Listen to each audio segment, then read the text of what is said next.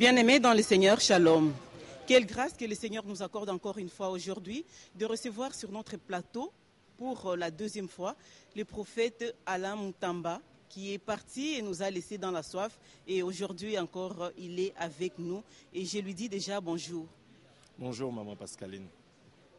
En tout cas, nous sommes encore très honorés par votre présence dans notre émission et nous bénissons le Seigneur parce que ce n'est pas donné à tout le monde de vous avoir tous les jours sur son plateau, apôtre. Gloire au Seigneur. C'est ce que je peux dire, gloire au Seigneur. Dieu nous fait la grâce de revenir là dans le cadre d'un grand programme. Donc, je salue le peuple de Dieu et j'espère qu'on va passer un bon moment ensemble. C'est quel programme? Le programme que Dieu m'a mis à cœur s'appelle le Shalom Tour Congo 2012. Et là, donc, je suis venu et j'ai été invité d'honneur de l'évêque général Kankienza Mwanambo dans le cadre du Rassemblement des champions, qui est son plus grand programme annuel. Et donc j'y suis orateur et j'ai déjà intervenu 2 fois et il me reste vendredi où je devrais intervenir encore. Et après ici, normalement, nous devons nous rendre à Lubumbashi. Voilà, à Lubumbashi dans le cadre de ce programme. Je vois que cette fois-ci, vous êtes accompagné par une belle dame qui est à côté de moi, à qui j'ai dit aussi bonjour. Bonjour. Oui, madame, vous pouvez vous présenter? Je m'appelle Gertrude et je suis la représentante de DGA Ministère au niveau de Belgique. Merci beaucoup. Et gloire au Seigneur de nous avoir envoyé cette fois-ci aussi une dame dans notre émission. Merci. Voilà, nous sommes donc là pour notre émission Le Pasteur répond. Nous vous avons suivi tout à l'heure là dans le message que vous avez donné au cours du séminaire ici chez le docteur Kankienza. Et nous voulons savoir le fait que ça vous donne à vous-même. Pour ma part, c'est toujours une responsabilité que de m'exprimer devant 1, 2, 3, 4 personnes. Et à combien plus forte raison parler à un public composé d'hommes de Dieu et de femmes de Dieu, de pasteurs, de leaders, de bergers, qui conduisent d'autres personnes. Donc c'est un honneur que eux me font déjà d'être là pour m'écouter. Et pour moi, c'est une responsabilité. Donc nous avons passé, je le pense, et comme le peuple de Dieu pourra voir au travers des extraits qu'on va leur présenter, des très bons moments. Nous les avons vécus et tout à l'heure, là, nous allons demander à la régie de nous balancer le premier élément. Mais avant d'y arriver, vous avez parlé dans votre message du Deutéronome 6, au 10e verset, là où vous avez parlé de « tu posséderas ». Donc pour moi, c'est toujours un moment solennel quand j'ouvre ce texte. Deutéronome 6, je vais lire à partir du verset 10.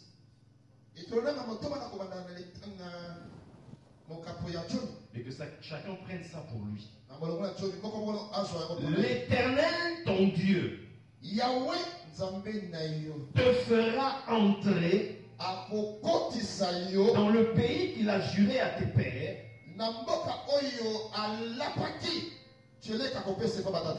à Abraham, à Isaac et à Jacob de te donner. Tu posséderas.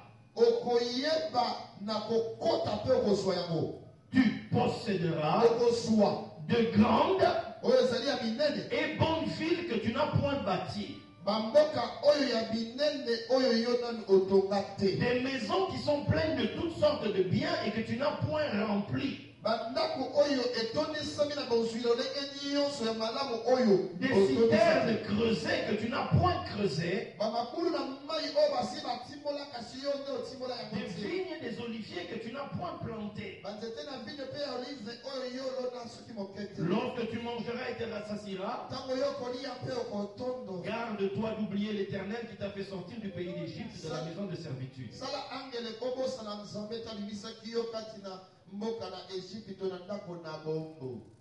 Alléluia.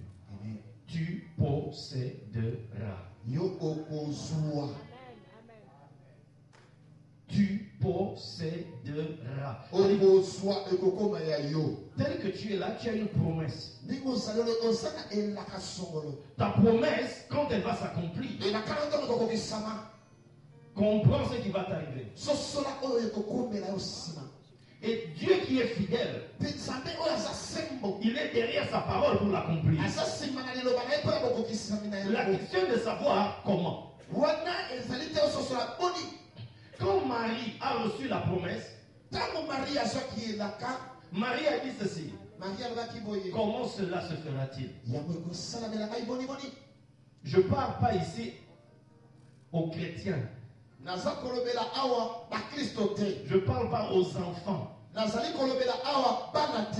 qu'il y a le message, il y a le langage des enfants et le langage des grands. Quelqu'un est d'accord avec moi? Je donne un verset pour appuyer ce que je dis. Dans le psaume 103, il est dit ceci. Il a manifesté ses voies à Moïse et ses œuvres aux enfants d'Israël. Il a manifesté ses voies. Est-ce qu'on peut se lever et acclamer l'évêque qui entre? Il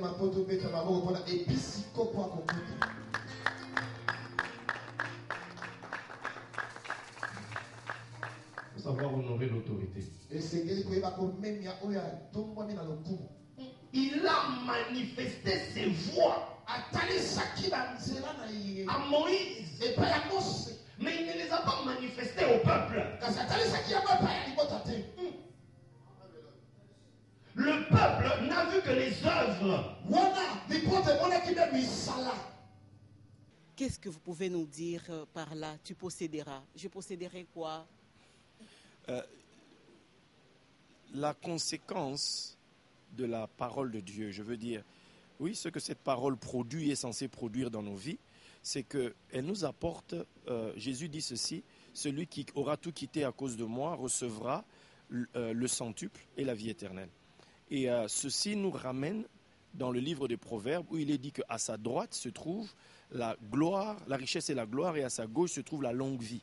Et cette sagesse-là, c'est la Torah, la parole du Seigneur, telle que Israël l'a reçue.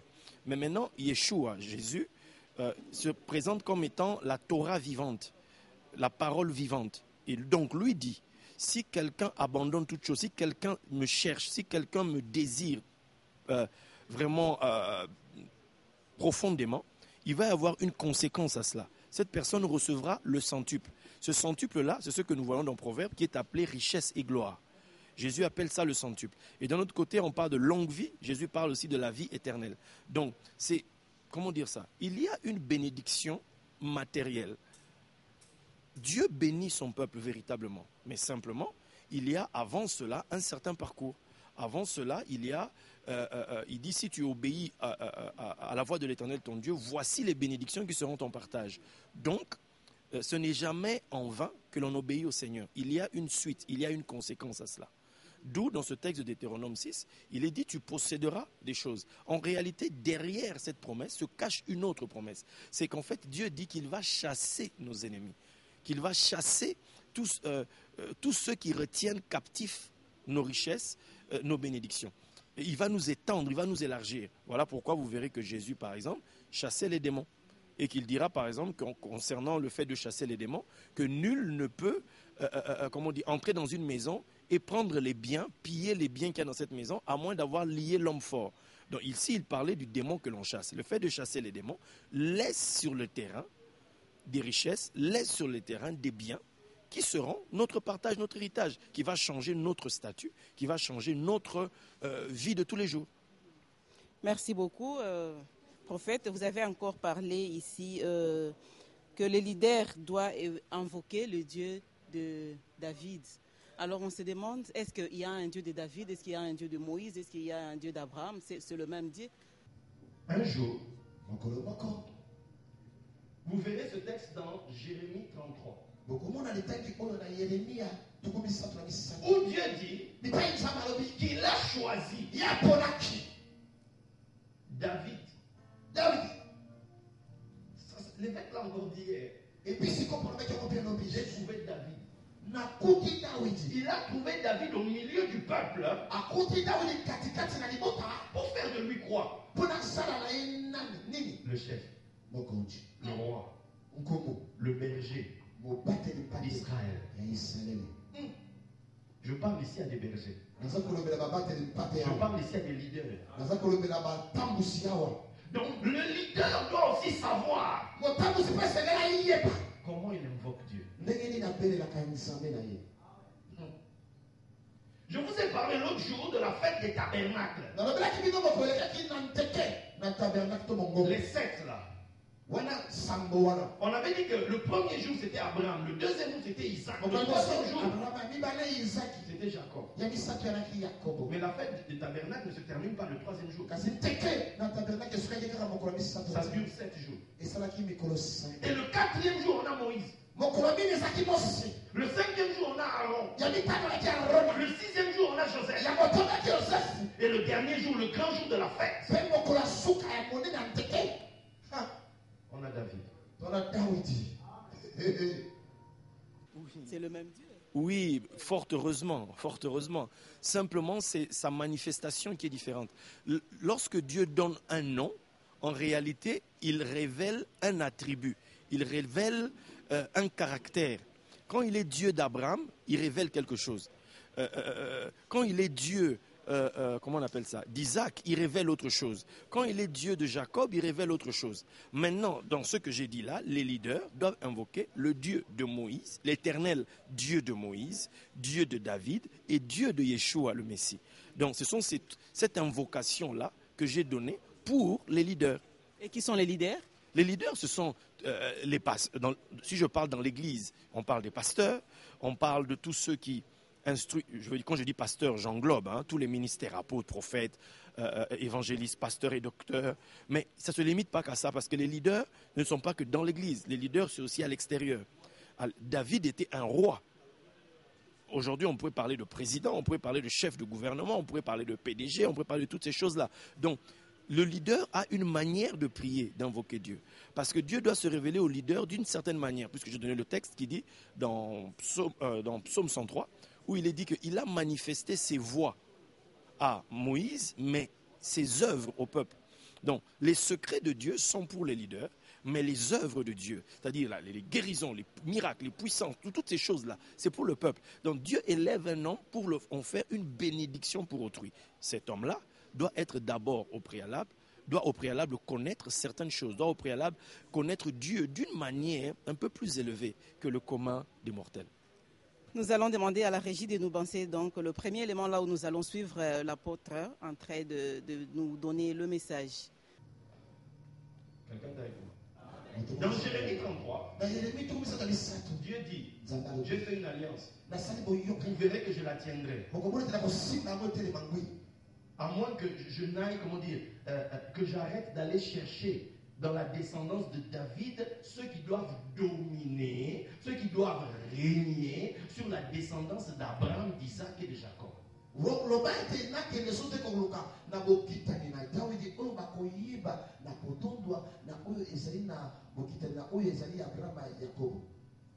que je veux dire ici, c'est quoi? Si toi, tu es un leader, tu dois avoir une invocation supplémentaire qui te différencie du peuple. Parce que les grands sortent de la maison de David. C'est David qui symbolise le roi. C'est David qui symbolise le Messie. C'est David.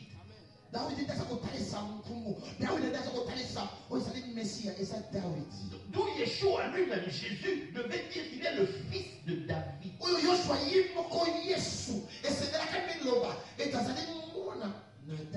lui donnera le trône de David, son père.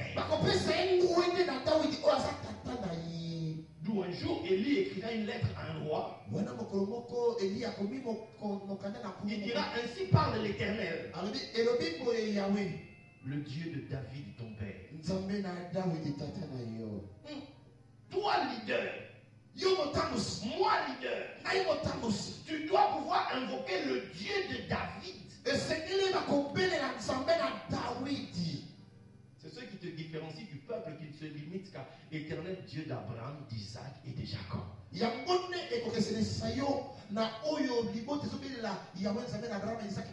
Mais l'invocation est toujours triple. On arrive à David un peu. David va nous montrer quelque chose. Un jour, David décide de ramener l'arche de l'Alliance à Jérusalem. Oh, quel zèle, quel amour pour Dieu. Mais vous connaissez comment l'histoire s'est clôturée? Quand l'arche a fait ça, et que Uza a tendu sa main, ce qui était la joie a fini en deuil. Au point que David en a voulu à Dieu. Il a dit, et toi et ton arche, allez chez Obed-Edom. Si ça va me créer des problèmes, tu vas rester là-bas. Mais David ne s'est pas limité à l'échec. Oh bien aimé, quel que soit ce qui t'arrive, ne te limite jamais à l'échec. C'est une expérience à rater une fois, ça ne signifie pas que Dieu est contre, ça signifie simplement que tu n'as pas appliqué les choses qu'il fallait faire.